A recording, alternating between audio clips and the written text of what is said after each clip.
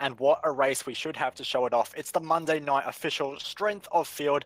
We're here for the first time in 2 years at the Mid-Ohio Sports Car course for what is going to be a sprint race. 21 laps around here in very quick conditions. Qualifying's underway, and the drivers will be out there trying to prove their mettle around a track which has had very little running over the course of the last few years.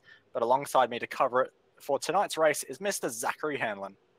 Thank you very much, Bo. I think we're going to have a decent race tonight, hopefully. Very limited opportunity overtaking, overtaking opportunities here at Mid-Ohio. Think a few people might have to get their shoulders out a little bit this evening to try and make some moves work, or keep the pressure on and force people into mistakes. So I think those are going to be a couple of the keys to the race tonight, but we are seeing some pretty good qualifying times going down at the moment. Dane Warren currently sitting in that first position on a 1:21.8, followed closely by McMullen on a and actually Blacklock's just popped himself on a 21.8 as well, and McMullen on a 21.9. So some very tight tops up at the top of the timesheets here. Yeah, absolutely. And a few of these drivers do actually know the track somewhat okay. Of course, there was a other series that was running here last weekend, which was actually won by our very own commentator, Thomas Hins, who was running alongside Dane Warren as well. So a lot of drivers do know the track.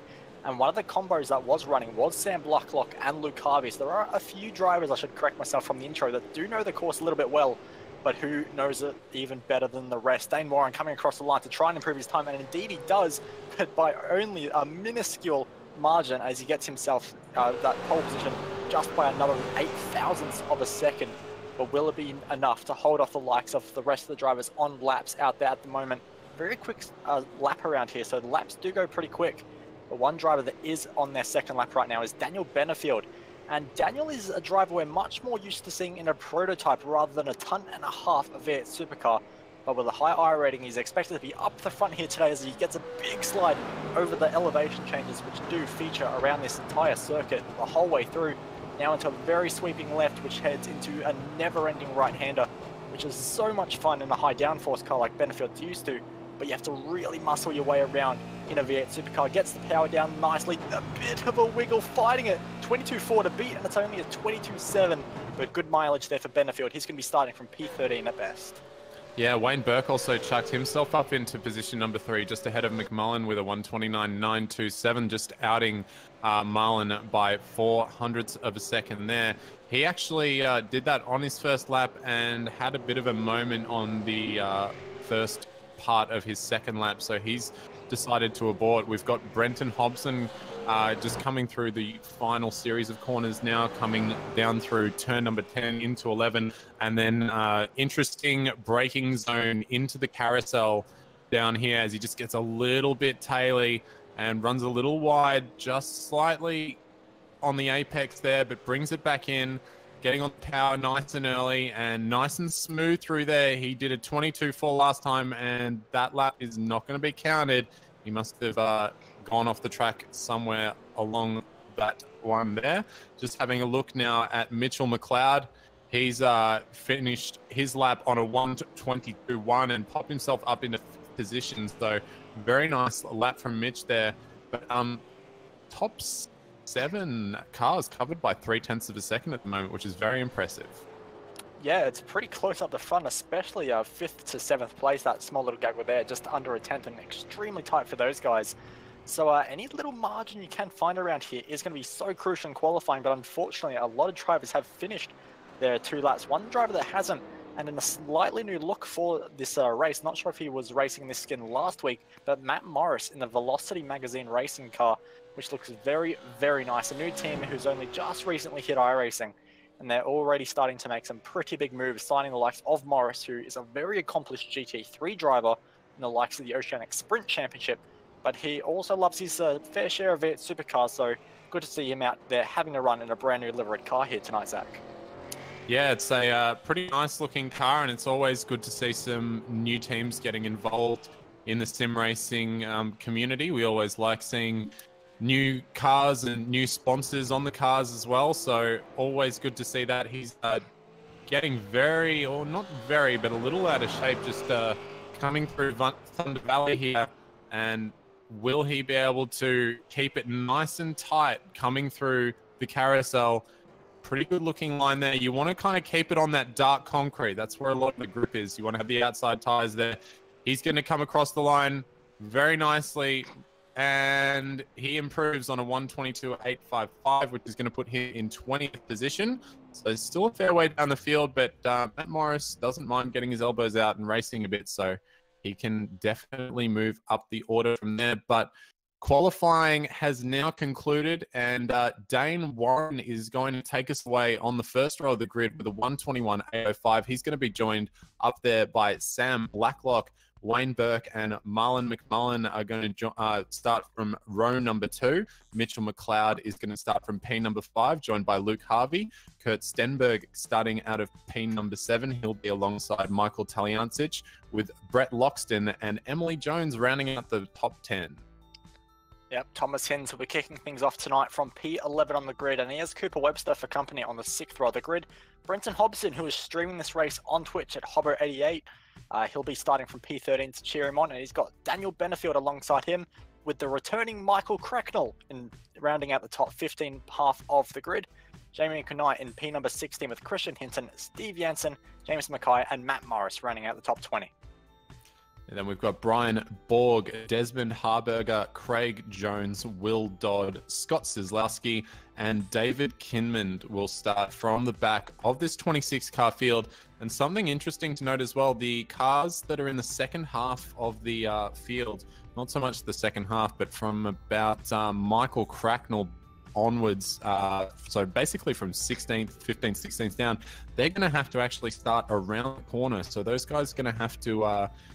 yeah, get a bit of a weird start there, but Dane Warren has been putting on a very commanding performance throughout this series, and we'll see if he can do it again tonight as we just wait for the last of our cars to grid up. You got any predictions for us tonight, Bo? Who do you think is going to take it? Well, it's going to be interesting, isn't it? Because Sam Blacklock, you know, a driver who's not always at the absolute pointy end of these officials, as the revs start to rise and we get the grid's lights ready to go, and it's going to be an okay start for Blacklock. Thought he might have got a good jump, but Dane Warren going to lead convincingly into turn 1. Gets a great start, but it's going to be on for young and old in the second place and further back as they all try and make their way through a very tricky left-hander. That is only just simply preparation for what is coming, a very tight hairpin, and everyone looking for positions as they all fan out across the straight, trying to get any bit of margin they can. Lots of drivers trying around the outside, which now feeds into a very long straight, down the back straight. And this is, well, I say it's a straight, but it's not quite a straight, because there's also a kink in this straight. Emily Jones side by side with Brett Loxton. They are going to fight their way now into a heavy braking zone. Also got the likes of Marlon McMullen trying to get the advantage. He's all over the back of Wayne Burke. A little bit of contact there as he tries to find a way past, but all bunching up now into a very slow section. And Emily Jones gets a bit of contact from Brett Loxton. Somehow she managed to hold on without losing any spots, but look behind, it's 3 wide. That is not what you want to be having through there. And Thomas Hins is going to come out on top of Cooper Webster, who is still fighting with Brenton Hobson, who's got to think about it around the outside, but now has Michael Cracknell to worry about. And this is a very, very busy opening lap here, Zach, but it looks like we might have just got away with it with not too much damage. Yeah, I don't think anyone's had any major dramas there, but this is a very busy lap, and it's a very busy track in general, so these guys are going to have to be on it at all times. And when we look at the small margins from qualifying, you can see that any minor mistake is going to cause you big problems. But the guys out in front doing a good job getting away cleanly, and that was a fantastic shot coming down into turn 2 when we saw all those cars spanning out.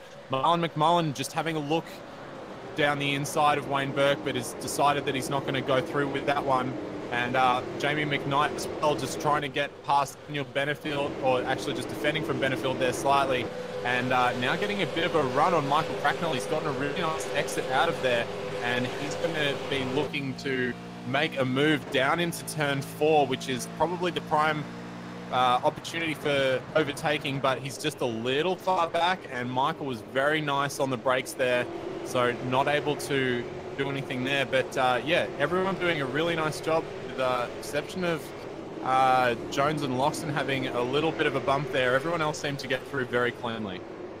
Yeah, they did it, which is what we like to see. Of course, not the easiest track in the world to keep it clean, but these drivers these 26 on the grid here today, some of the best in Australia, so great to see.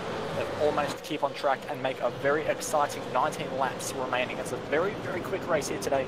We're not expecting any pit stops unless you really fire your car into the barriers, but fortunately, the drivers are all doing a very good job at the moment. Dane Warren leads lap number 2 on his way to lap number 3 with an 8/10 of a second advantage over Sam Blacklock, who is coming under a bit of pressure from Wayne Berg and Marlon McMullen.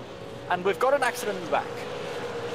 And just having a look, looks like it's Harburger who's gone around there. We'll just get a Cut Price Racing replay of that for you. He was fighting very hard there with, I think, Will Dodd. Actually copped a little bit of a hit from Will on 2 different occasions coming out of the carousel there, and ended up facing the wrong way. He spun himself back around and he's now back underway. So unfortunate for Harburger there.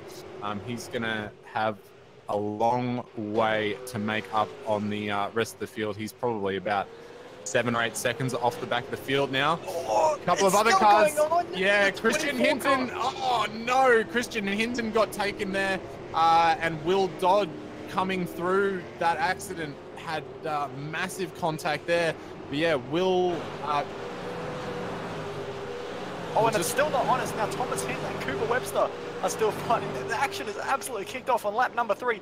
Thomas Hinton manages to keep that position, but Cooper Webster was getting very, very aggressive there. Those two were trading positions for most of half of that lap there, which is awesome to see. But Thomas comes out on top for now, but Hinsey not quite looking strong. He's fallen a bit further back into the clutches of Webster. He was with Emily Jones at the start of the last lap, now beginning to fall back, but nonetheless this mid-pack is really fighting out right now. It's a big moment for Webster. 2 wheels in the grass, very lucky not to fire into the Armco barrier. Yeah, well, this train from, as we see, a move just behind there, Benefield trying to go up the inside of McKnight again, but this train from Hinz to Benefield is very tight, and as I said before the race, pressuring your opponents into mistakes is going to be one of the keys to the race. It is very difficult to overtake. As we see here, coming down into turn 4, no one really able to do much, even though they are very close to each other. Not just able to do anything, but we are going to take you up to the battle for second. Sam Blacklock and Wayne Burke. Wayne has been putting in some fantastic performances, including a drive from the very back of the grid, up 14 positions in last week's race. So decent qualifying for him this week, and now able to apply plenty of pressure to the back of Sam Blacklock. Something's happened to Emily Jones. She's just lost 2 positions there out of nowhere. Try and spot what happened there. She was ahead of Thomas Hinz, and then just coming through the double right-hander, gets onto the grass and has a huge sideways moment. Lucky not to head all the way off the circuit. And actually, with the situation, she did extremely well to only lose 2 positions, as Scott Zyslowski on my timing screen has dived into the pit lane. That's not something we're expecting to see here today, but nonetheless, maybe trying to find some kind of advantage, or perhaps an error. Oh, he's actually disconnected now. I was going to say that might have been forgetting to change onto a race set and only having qualifying fuel, but nonetheless, Scott Zyslowski, unfortunately, out of a mid-pack position. Yeah, and that's chucked Emily Jones back into that pack that we were talking about before. Meanwhile, up at the front, Wayne Burke, very, very feisty, trying to go around the outside at turn 4. Sam Blacklock doing nicely to defend that move and taking it nice and deep under brakes and preventing Wayne from making a move. But Wayne is right on the back of that bumper, and McMullen as well is right behind Burke, ready to pounce at any given opportunity should these guys come to grief. And Wayne is just riding the rear bumper of Sam Blacklock there. The pressure he is putting on right now is absolutely immense. We'll see if Sam's able to hold on into this difficult braking zone through the carousel here. And you can see both of these guys very, very evenly matched, but Wayne looking to make his way past and maybe thinking he has something to take to the car up ahead in Dane Warren.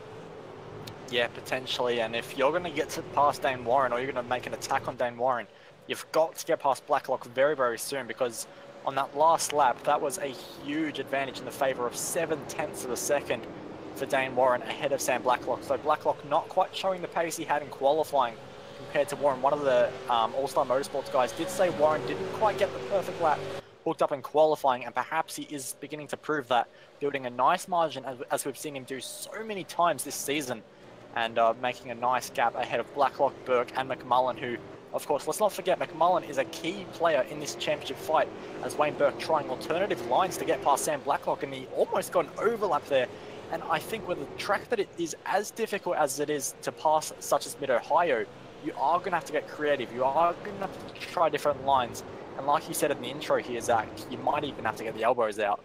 Yeah, well, I mean, you can, you don't always have to take the fastest line to make a move. Even if you can carry extra speed through the mid-corner and push yourself up and alongside the car ahead of you, for the next corner, that might mean that the other car has to yield the position. And even though you'll lose ground to the car ahead of you, and possibly the cars behind you as well, you still get the position, and that's really most of the time what you're all about. But Wayne Burke has been right on the back of the bumper of Sam Blacklock for the last 3 laps now, and McMullen also starting to look very impatient, and they've got Mitchell Mcleod, and here comes the move. Oh yeah, out of nowhere, but there's contact, and jeez, they were so lucky not to go around there, but McMullen is going to take it 3 wide, and they're going to have a big drag race down into turn number 4.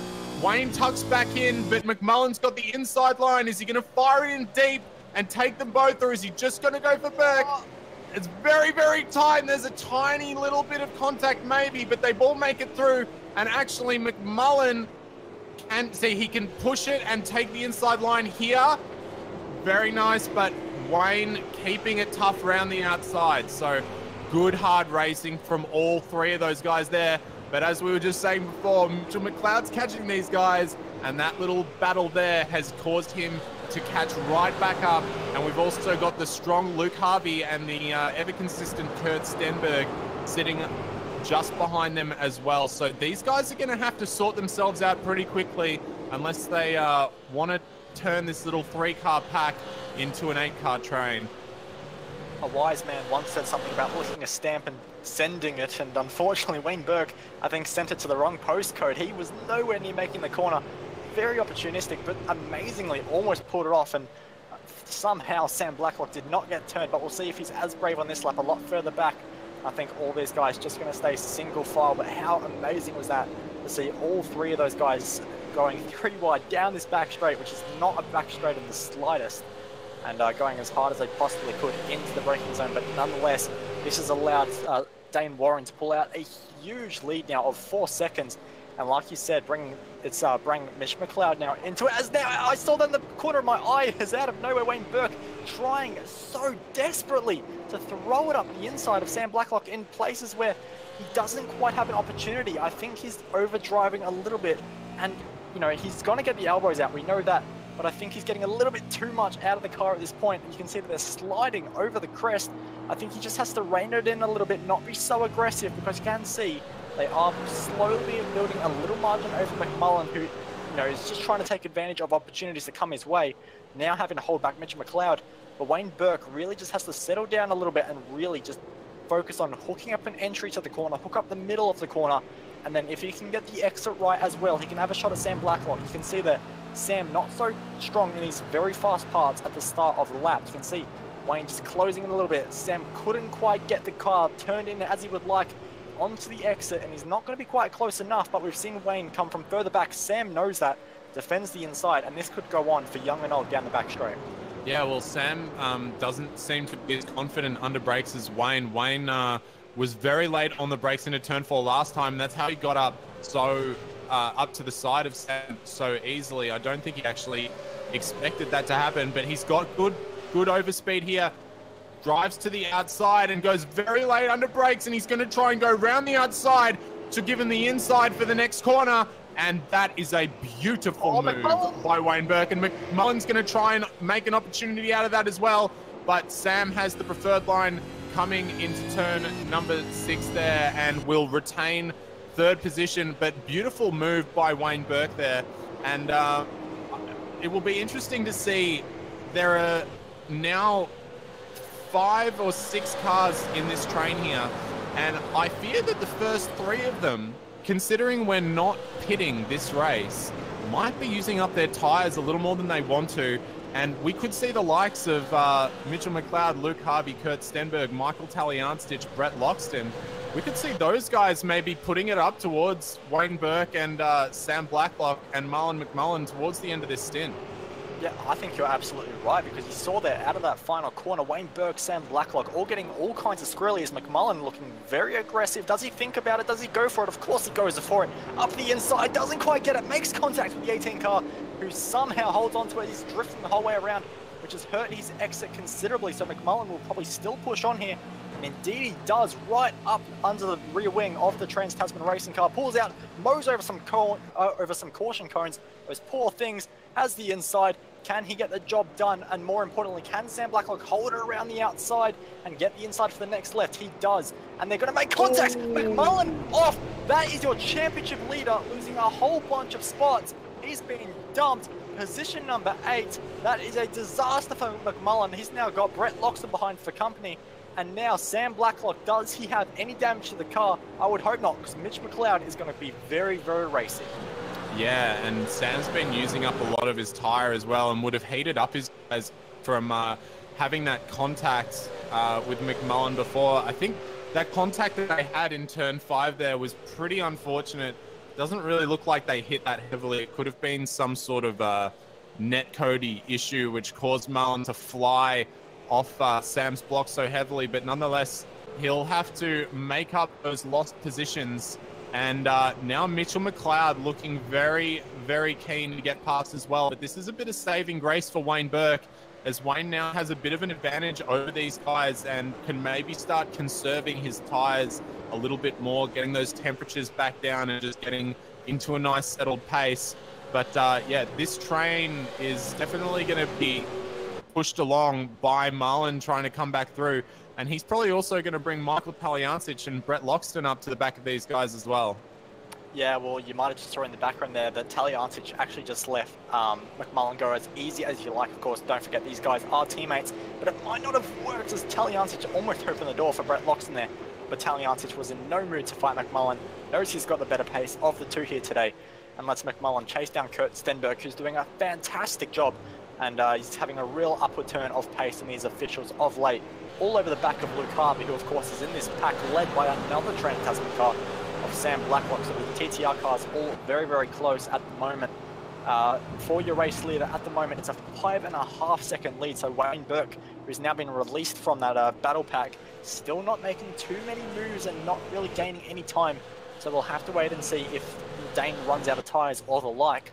More importantly, we'll keep our eyes on this battle for P number 3 and a little bit further back now as well, because this is where a lot of these guys are very, very close, and a lot of strategies are going to start being played out, like you mentioned before with tyres. We're not expecting pit stops here today, so if you use your tyres up too early at the start, you've got nothing to fight with in the last 3, 4, 5 laps. Yeah, and also making sure that you're keeping the tyre temps down all throughout this race is very important to that. And the more that you get aggressive on the throttle, or the more that you try and push, as we see Brenton Hobson back in P number 13, he just had a huge moment coming out of turn 2. That was very bizarre. He was tucked up right behind Emily Jones, and now having to defend from Jamie McKnight. Jamie, very nice on brakes there, is going to get that position for the time being. Bit of a bump and rub as they come up into turn 5, and Jamie forcing the issue and making his way past on Brenton there. But yeah, Brenton had a very bizarre moment. He's got a little bit of what seems to be damage to that car, so I don't know if the car's handling in a rather bizarre way or not, but he got so sideways for like 50 to 100 meters down that straight. So losing a few positions there, and that's going to give Emily Jones a little bit of breathing room back to Michael Cracknell, and she can hopefully work herself back up onto Thomas Hinds. But Bo, I mean, Dane Warrens has been doing a superb job out front. He is consistently lapping, or in fact, actually, Wayne Burke, now that he's been relinquished from the likes of Slam Blacklock and McMullen, he's actually only lapping about 0.2 slower than Dane at the moment. So definitely not catching Dane, but pretty evident as to why he was so keen to get past Sam Blacklock in the first place. Yeah, no, Wayne's had fantastic pace and, you know, still losing 2/10 a lap to Dane Warren, but, I mean, when you see how dominant Dane Warren has been in these officials of late, and, you know, we know how quick of a driver he is, Wayne Burke doing a fantastic job to even be within 2/10. So, you know, really good there, but if Wayne does still have tyres left, it's not completely over, because we have seen Dane do some interesting things with fuel mileage in the past, with tyres, or something which looks to put the race win in jeopardy somehow. They always seem to find a way, unfortunately, for those guys in the number 3 crew for today. But Wayne Burke still a fantastic job, and you know, he's always one of those drivers that you can never quite count out. He's always going to go for a move, and doing a fantastic job once again today in position number 2. And just in that battle pack just behind, that big one for P number 3, everyone's just spreading out a bit. It's calmed down considerably, so no one's getting too punchy, no one's fighting too hard at the moment, which is good, because it was very crazy at the start of this race. But nonetheless, a lot of guys just sort of spreading out in this field at the moment. Everyone's just trying to find their rhythm and find out who they're going to be fighting in realistic pace here today. But at the moment, still very, very close as we head onto the back straight. No one really looking for a run either, so this is one of those weird points in the race, Zach, where everyone's sort of just looking after tyres, looking after tyre temps, like we said, and there's really not a huge amount going on, unfortunately. But normally when we do have a lull like this, the final 3 or 4 laps kicks off in a very dramatic way. Yeah, well, you know what I can see winding up right now is James Marlin. He is not trying to conserve his tyres. In fact, he's having a little bit of a go on Kurt Stenberg. He wants to make his way back to the front of this train, and he has been looking very aggressive, picking the car in very aggressively, sliding the tail out a little bit. So is Kurt, just getting a little bit loose over that tiny little crest after turn 9, which is always good fun in one of these V8 supercars, and a very fine needle that you need to in the thread on that corner, because too little gas, you're very, very slow. Too much, and you can be absolutely sideways for about 50 meters. So all these drivers doing a fantastic job not to loop it at that one corner at all throughout this race. It is very difficult, but as we can see now, McMullen looking, just showing a bit of intent, and as we've seen before, showing the nose, making your opponent run wide, just giving that little sense of doubt. But Kurt Stenberg actually managed to carry a lot of really nice exit speed out of turn number 2, and McMullen not able to do anything down in turn 4, I wouldn't imagine.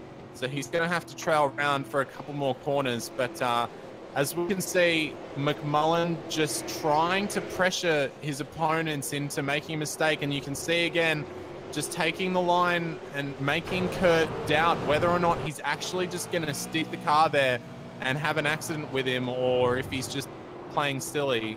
But Kurt will just have to keep his eyes open for that one, and probably not open the door as much as he is. But, you know, when you're sitting in the driver's seat, it is a different story. Yeah, absolutely. Of course, we don't know what kind of pressure this guy's going through right now. And of course, when you have Marlon McMullen on your bumper as close as he's got right now, you cannot be resting too easy as they come out of the final corner. Like you said, hard to get the throttle on and now fire into a very fast section of track, which is very weird for this track, because a lot of it is medium to slow speed corners, but then you have this very fast opening turn, and it's really a balancing act and setup. But McMullen looks like he has the setup dialed in perfectly as he now looks to the inside, doesn't commit entirely though, but it does open the door. Stenberg locks the front right tyre, can't get the apex at all. Door open, Marlon McMullen upgraded to position number 6, which is great news for him. But now it opens the door for McMullen to chase down another Trans-Tasman car. Luke Harvey, who is showing very good pace, not quite at the same level of Blacklock and Mcleod at the moment, just sort of beginning to have a bit of a 2 or 3 car length advantage open up. But McMullen should be on his rear wing in just a few laps time, with the pace he's showing. 5 laps left on the clock here at Mid-Ohio. A very, very fast race here today. But McMullen trying to make the most of it. That mistake, of course, that he made earlier in the race, getting a bit of a hip check and falling off the track, you know, those are vital championship points for him, whereas others might be here for a good race. Yeah, that's right. And Marlon's going to have a very hard time getting past Luke Harvey, I think. Luke's been having a relatively quiet race, but that's given him the opportunity to conserve his tyres and conserve his fuel, so that in the you know, in the eventuality that either Marlon catches up to him or he catches up to Mitch Mcleod ahead of him, he's going to have plenty of juice and plenty of grip to have a go and party hard, I think. So Luke playing a very smart... Oh, McMullen! And McMullen got a slowdown on turn 1. So all that hard work trying to get past Stenberg, and Loxton having a look around the outside of Talyancic now. He's going to hold it strong around the outside and hope for some better exit speed. That's a really nice move from Brett Loxton here. He's now got some good speed coming down this back straight. That Holden of Michael Talyancic, though, got plenty of horses and just pulling back in. Number 3. On for position number 3 as well. Mcleod almost tried around the outside. Now going to try around the outside into this long left-hander. Sorry to cut across you there.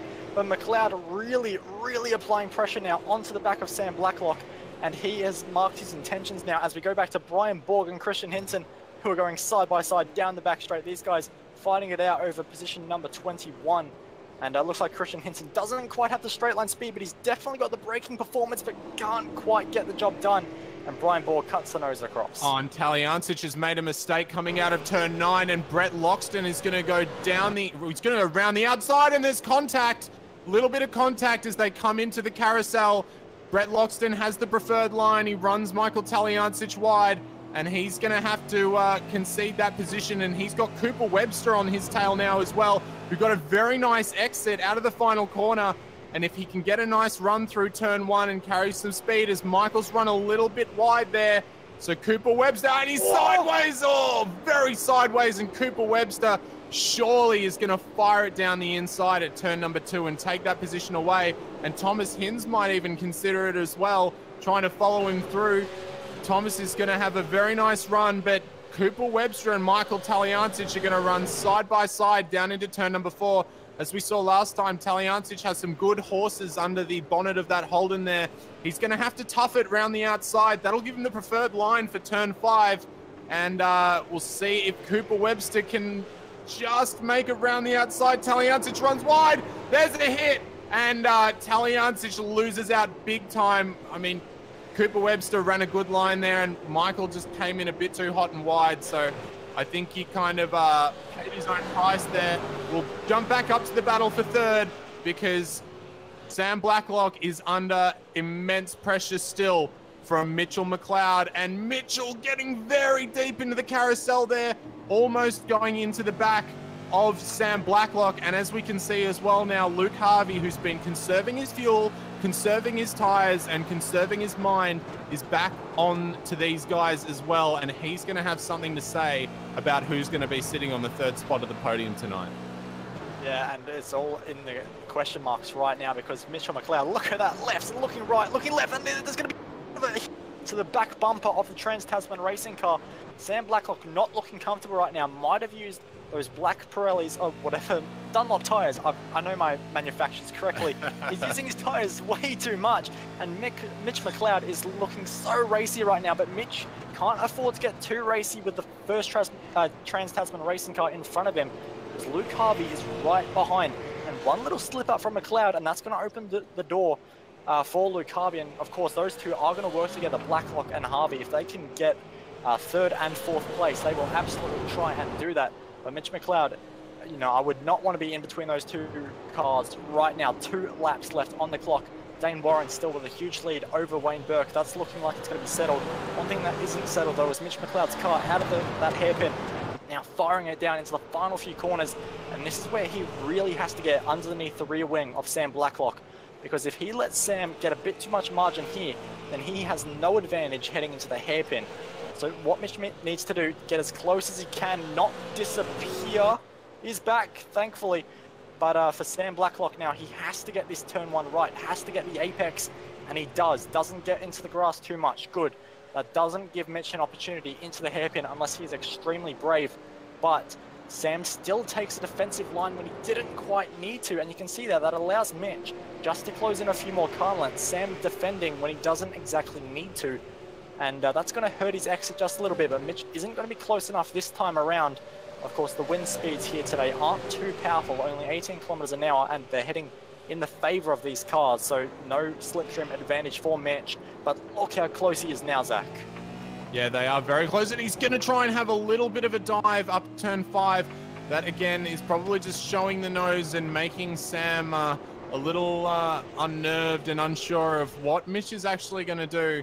And Mitch has tried a few different places to kind of have a bit of a look and is maybe just keeping Sam in a bit of a guessing game. Where am I going to do it? Where am I going to pounce? I don't want you to know, but I want you to know that I can do it just about anywhere. And that is, as a driver leading a pack, definitely one of the scariest things that you can be thinking about. Sam now under immense pressure again, but Mitchell not getting the best traction out of the final corner there as we come round on the final lap of this race, and Sam Blacklock gets it very nicely through turn 1 again. Marlon McMullen looking very hot as well on the back of Kurt Stenberg, just behind the Blacklock, going very defensive into corner number 2.